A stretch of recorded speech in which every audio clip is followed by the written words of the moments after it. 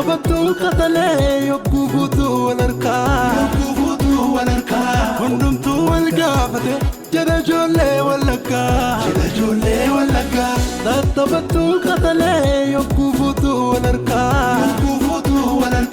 Kundum tu walgafate jada jolle walaka Ya walaka Ika gutuma lenchi chalita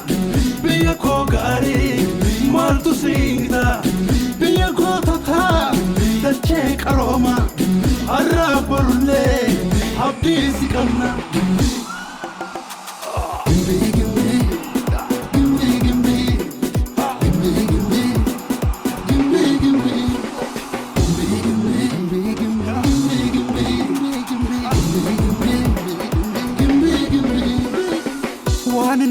Wani nolle jolle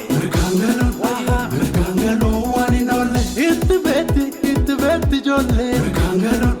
Merkangalo wani nolle Isho ya kormako sifan sochosa mormako Isho ya kormako sifan sochosa mormako Isho ya kormako sifan sochosa mormako Isho ya kormako sifan sochosa mormako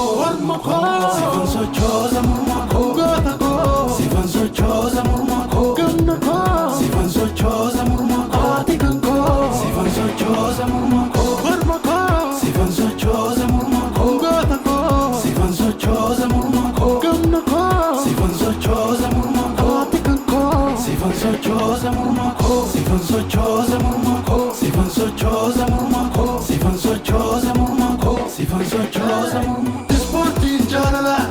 Sporti jalala Sporti jalala Sporti jalala Sporti jalala Sporti jalala Sporti jalala Sporti jalala